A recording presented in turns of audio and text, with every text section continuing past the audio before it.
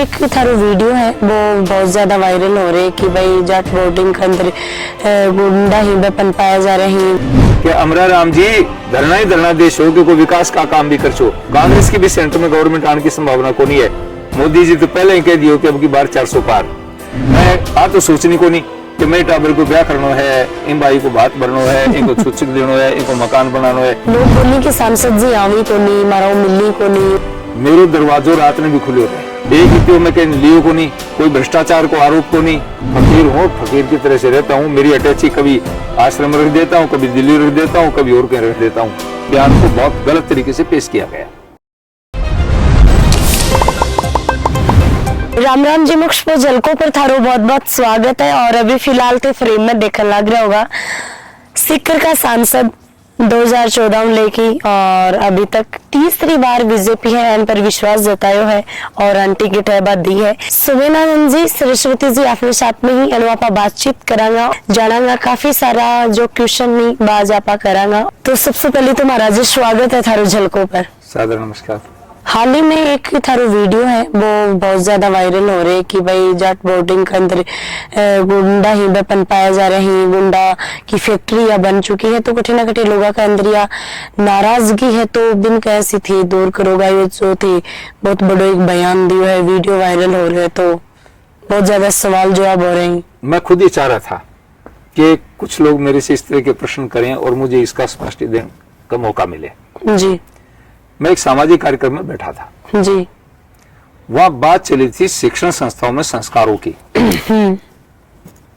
कोटा के अंदर बच्चे सुसाइड कर रहे हैं जी, छुटमुट घटना हमारे यहाँ भी हुई, बिल्कुल हुई है। उससे हम चिंतित हुए।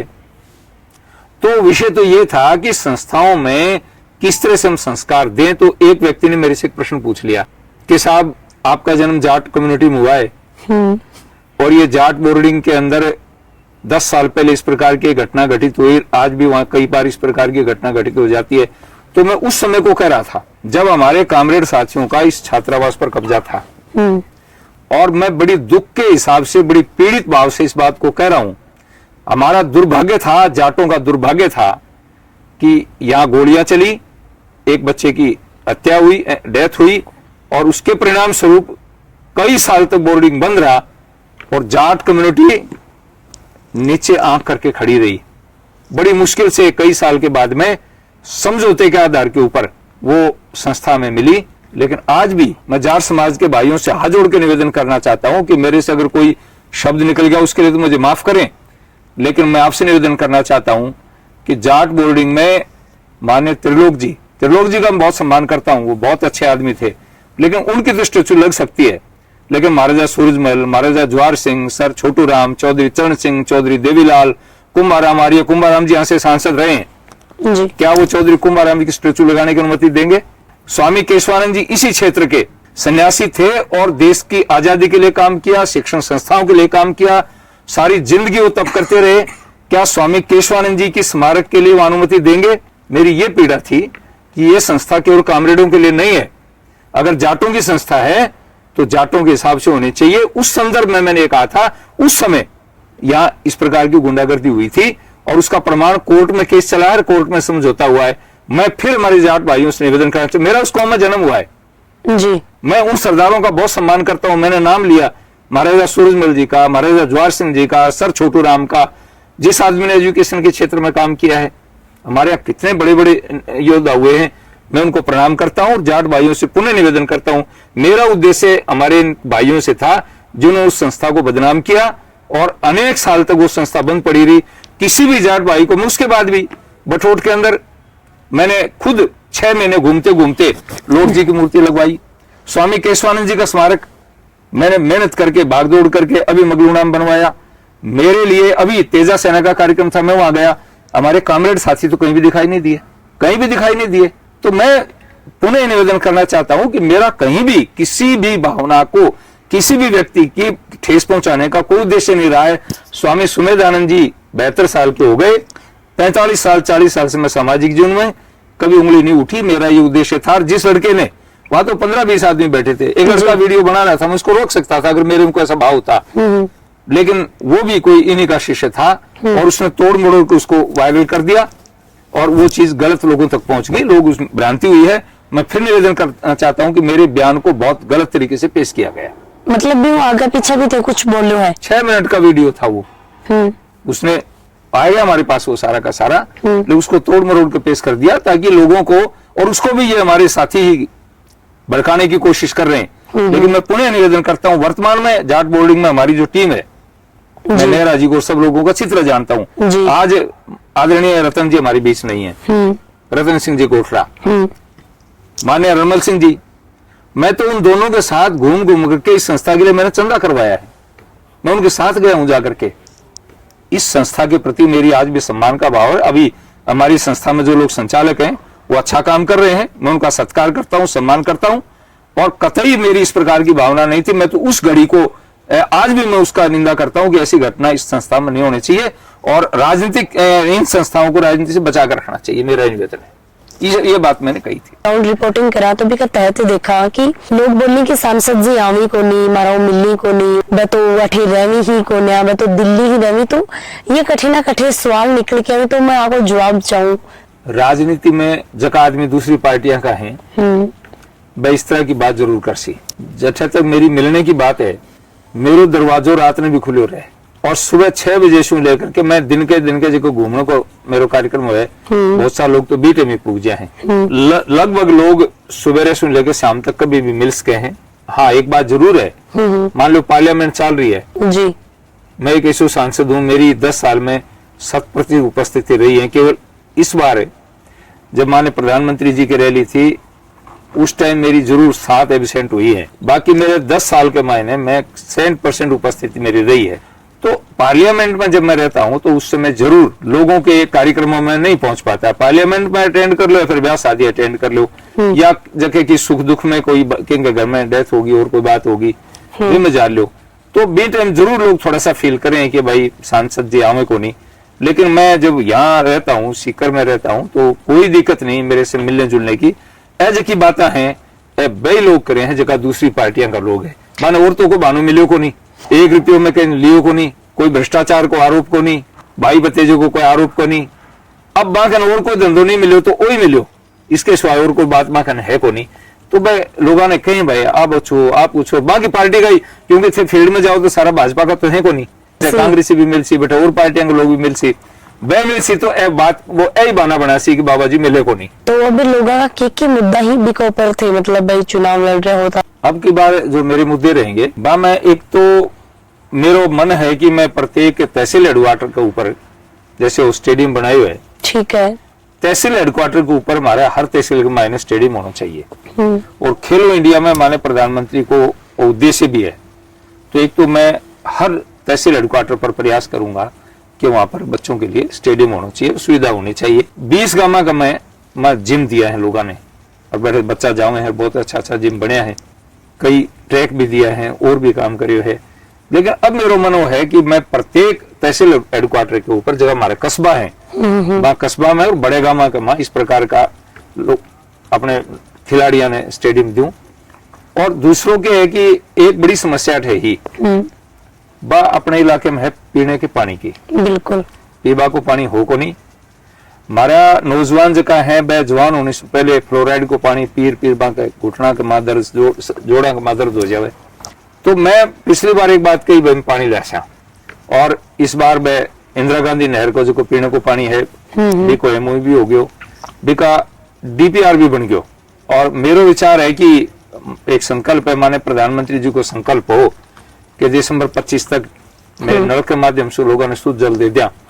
तो मेरा विचार ये है कि मैं प्रयास करसूं कि दिसंबर 25 तक यमुना नदी के अतिरिक्त जो को पानी पीबा को पानी, सतलुज और रावी को पानी इंदिरा गांधी नहर के मार्फत आसी, वो पानी लोगों ने पीबा को पानी दो।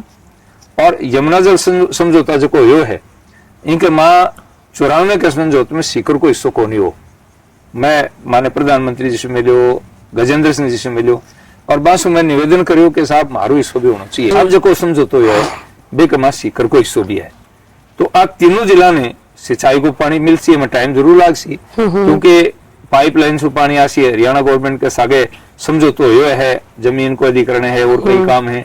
लेकिन मेरा मानस है कि मैं कोशिश करूं कि 2029 तक वो सिंचाई वालों पानी भी यमुना वालों आ जाए 4 महीना में, तो अठे अपने नदी हैं, नाला हैं, तालाब हैं, डैम है, बह भर जावे, तो किंतु लोग 20 सिंचाई कर लें कि वाटर मेंटेन हो जाए। तो मेरे जीवन को एक और उद्देश्य है। वो बहुत सारा काम है जगह जो मैं बैठता हूँ, विचार करता हूँ, तो मेरे समझ आती रहे, सोच आती रहे कि भाई वो काम करना चाहिए, वो काम करना चाहिए। मैं आ तो सोचनी को नहीं कि मेरे टाबर को ब्याह करना है, इन भाई को बात भरना है, इनको सूचक देना है, इनको मकान बनाना है, आ चिंता तो मैंने है को नहीं। मैं तो सुबह शाम बैठकर आई विचार करूं कि मैं मेरे इलाके में मेरे कार्यकर्ताओं के लिए, मेरे क्षेत्र के निवासियों के लिए कौन सी सुविधा दे सकूं और अपनी सरकार से कौन सी चीज मांग सकूं। ये मेरा संकल्प है कि 29 तक मैं काम करूंगा। अभी आप फिलहाल सीकर की बात करें तो भाई कांग्रेस और कांग्रेस को गठबंधन हो है, तो क्या लग है कि बंद को सामने थे कैसे के कर पाऊंगा, एक साथ एकजुट होगा ही। मैं थाना बताऊं, मेरे दोनों चुनाव में ये दोनों पार्टियां सामने लड़ी है। पहले अलग अलग लड़ी, अभी इकट्ठा हो गया। वोट तो वही है। पहली बार तो 3 आ मेरे सामने। कम्युनिस्ट पार्टी को कैंडिडेट अमराराम जी आ, निर्दलीय सुभाष जी आ, और कांग्रेस को PS जाट आ, 3 आ जी। और बी टाइम भी मैंने लोग 2.5 लाख वोट में जिताए। अगले चुनाव में फिर अमराराम जी और कांग्रेस की ओर से माने सुभाष जी आजकल वह हमारी पार्टी में आ गया, तो पंख और मैंने मदद मिल सी। तो सुभाष जी और अमराराम जी आ, अमराराम जी का 14 की अपेक्षा 19 में वोट घटिया, शायद 19 में 14 में बांका वोट शायद 80,000 के आसपास आ, लेकिन 19 में तो बस 37,000 में आ गया। अब वह मिला है, वोट तो वही है। माननीय अमराराम जी, बस मैं एक निवेदन करना चाहूं कि थे अपनी उपलब्धि तो बता दो, थारी पार्टी की उपलब्धि बता दो कि भाई थे थारी सरकार अठे स्टेट में भी कोनी, थारी सरकार सेंटर में कोनी, मैं जगह काम कराया है वो थे क्या कर सो। कांग्रेस की भी सेंटर में गवर्नमेंट आने की संभावना कोनी है। मोदी जी तो पहले ही कह दियो कि अब की बार 400 पार, और लोग ठान लिए 400 पार हो सी तो सरकार बन सी, तो थे कटे सो केल्या सो, कहीं काम कर सो, कहीं विकास कर सो। आप बात में पूछना चाहूं, पब्लिक भी आ बात पूछ सी कि अमराराम जी थे कहीं कर सो, धरना ही धरना दे सो कि कोई विकास का काम भी कर सो, पहले भी क्यों करके दिखाए हुए के। और कांग्रेस वाले से पूछूं बा काम करियो, लेकिन स्वामी सुमेधानंद जी 10 साल में जगह काम करे हैं, बा का मुकाबले 20% ही कौन कर सका। मैं विनम्रता शू करे हूं बाने, मैं कदे ही मैं के आदमी को अपमान को नहीं करियो, कदे ही के बारे में कोई गलत बात को नहीं करी, और आज भी को नहीं कहूं। मैं बा को बहुत सम्मान करूं, लेकिन कांग्रेस और भाइयों से मैं पूछूं, अठे बलराम जी जाखड़ साहब लोकसभा का अध्यक्ष रहे हैं, मंत्री भी रहे हैं, खंडेला जी मंत्री रहे हैं, डॉक्टर हरि सिंह जी MP रहे हैं, और विश्व पहले भी कांग्रेस का लोग रहे हैं जी। तो बा अपने जिले ने अठे सीकर ने शेखावाटी ने कहीं दियो। आ बात में जरूर बात से पूछना चाहूंगा और पब्लिक में पूछना चाहिए। तो ये मैं निवेदन करना चाहता हूँ कि भाई सामने है, बाकी सामने लोग आसी, भाई भी आसी, लोग भी बात पूछी, तो मैं काम करियो है, अपने काम तो सामने दिखने लग रहे। महाराज जी, मठ में ज्यादा आनंद हो या संसद में ज्यादा है? देखो, मैं तो मठाधीश हूं नहीं, मठ की बात है कही, मैं तो एक फकीर हूँ, फकीर की तरह से रहता हूँ। मेरी अटैची कभी आश्रम रख देता हूँ, कभी दिल्ली रख देता हूँ, कभी और कहीं रख देता हूँ। मेरे पास एक अटैची में मेरे कपड़े रहते हैं, बाकी कोई ताम जाम थे देख रहे हो मेरे को अंगूठी, मुंदरी, कोई चैन, कोई और कोई झंझट है ही को नहीं, कदे वो पाड़े हुए को नहीं। 4 जोड़ी कपड़े रखता हूँ, वो कभी पिपराड़ी आश्रम में रख लिए, तो कभी सीकर में रख लिए, या रहने जाता हूँ तो कोई दिल्ली चला गया, वहां चला गया, कभी जयपुर रुकना हो तो जयपुर में रख लिया। तो मैं तो जहां काम करता हूँ वही आनंद है, मुझे काम करने में आनंद आता है, मुझे किसी दुखिया के कष्ट को मिटाने में आनंद आता है, और वो आनंद मैं भगवान की भक्ति में भी लेता हूँ। अभी मैं साधना करता हूँ, स्वाध्याय करता हूँ, गऊ की सेवा करता हूँ, गरीबों की सेवा करता हूँ। इसलिए मेरे लिए तो आश्रम और बाहर और दिल्ली सब बराबर है, मैं सब जगह आनंद लेता हूँ। जो आपने जनता देख रही है, जनता थे के कुछ संदेश देना चाहूंगा। जनता के लिए मेरा एक संदेश रहेगा कि माननीय प्रधानमंत्री नरेंद्र मोदी जी का एक विजन है, और वो विजन और उद्देश्य ये है कि 2047 में भारत विश्व का सबसे शक्तिशाली राष्ट्र बने, आर्थिक दृष्टि से भी, सैन्य दृष्टि से भी, और संसाधनों से भी जी। और उस दिशा में हम आगे बढ़े हैं। प्रधानमंत्री जी का लक्ष्य यह है कि 2047 तक हम इस देश को सबसे शक्तिशाली देश बनाए। तो जनता से मेरा निवेदन है कि इस देश हित के काम के अंदर वो मोदी जी का समर्थन करें। समर्थन करेंगे तो धारा 370 और 35 से हटने के बाद जी, उससे पहले जब हम संसद में कोई कानून पास करते थे तो उसके नीचे एक लाइन लिखनी पड़ती थी, जम्मू कश्मीर छोड़ करके ये कानून देश में लागू होगा। अब ये लाइन हट गई, अब एक ही चीज लिखी जाती है, ये कानून संपूर्ण भारत में लागू होगा। तो इसलिए मोदी जी जिस विजन में लगे हुए हैं और हम उनके साथ में जिस काम में लगे हुए हैं, मैं देश, हमारे क्षेत्र की जनता से, प्रदेश की जनता से और देश की जनता से मैं मोदी जी के लिए समर्थन चाहता हूं। आप इस पवित्र काम में, इस पवित्र यज्ञ में सहयोग देंगे तो देश का भाग्योदय होगा। आज देश पूरी दुनिया के अंदर देश का नाम है, देश का गौरव बढ़ा है। इस गौरव को बढ़ाने में सबका सहयोग चाहता हूँ। सीकर शिक्षा नगरी है तो एक अंदर थारो कितनों के विकास के अंदर योगदान रहो है? देखिए, सीकर शिक्षा नगरी है। मान्य सबसे पहले स्कूल एजुकेशन में भाई हरिराम जी, रतन पिलानिया जी और 2-3 आदमी, महावीर जी थे, ये लोग आए थे क्षेत्र में। खासतौर से कोचिंग एजुकेशन में जी श्रवण चौधरी ने इस काम को प्रारंभ किया। उन्होंने हिम्मत की कि सीकर जैसे जगह में श्रवण जी मेरे से मिले जी और उन्होंने मुझे कहा, गुरुजी इसमें मेरी मदद करो। तो मैं मदद श्रवण जी की नहीं कर रहा था। मेरी इच्छा ये थी कि शेखावाटी के हर घर में डॉक्टर होना चाहिए, हर घर में इंजीनियर होना चाहिए, राजस्थान के हिस्सों में होना चाहिए। जहां मैंने बच्चों को मोटिवेट किया, प्रोत्साहित किया यहाँ भेजने के लिए, और केवल एक संस्था नहीं, जो भी संस्था मुझे अच्छी संस्था मिली, सब संस्थाओं के लिए प्रोत्साहित किया गांव के लोगों को, तुम बच्चों को पढ़ाओ। जी मैंने राम प्रसाद बिस्मिल का कोटेशन आपको बताया था कि शिक्षित व्यक्ति का शोषण नहीं होता, संस्कारित व्यक्ति का पतन नहीं होता। मैं दोनों काम करता रहा, यहाँ संस्थाओं में जाकर संस्कार भी देता रहा और संस्थाओं में जाकर शिक्षित भी करता रहा।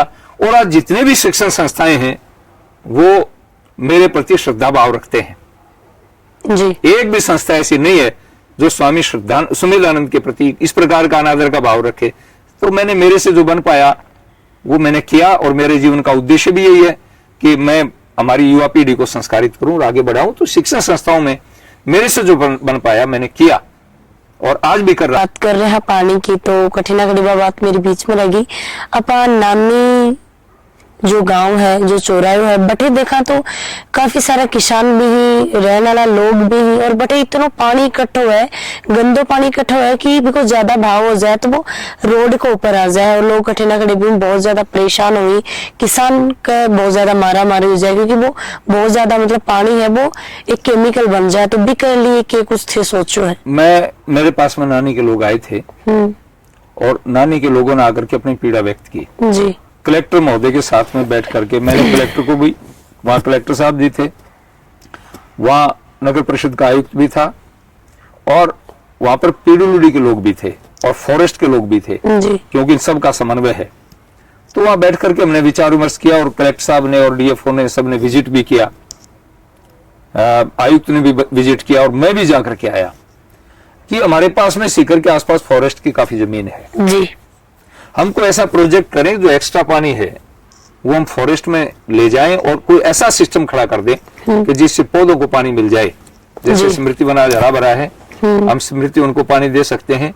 दिल्ली में ट्रीट किया हुआ पानी हमारे घरों के अंदर भी, जहां हमें आवास मिले हुए हैं उनमें भी दिल्ली में STP से ट्रीट किया हुआ पानी हमारे घरों में आता है। तो हम सीकर में भी डेवलप कर सकते हैं कि हमारी जितने पार्क हैं इस पानी को उसमें भेज सकते हैं।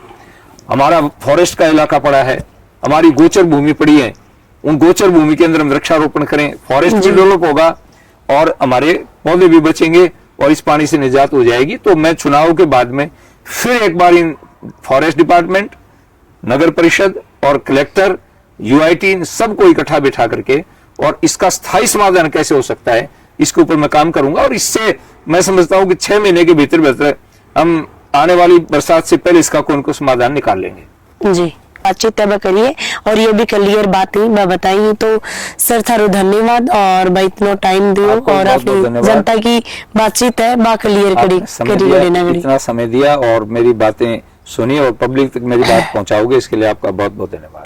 तो वीडियो में शेयर, लाइक और कमेंट जरूर कर दियो। राम राम जी।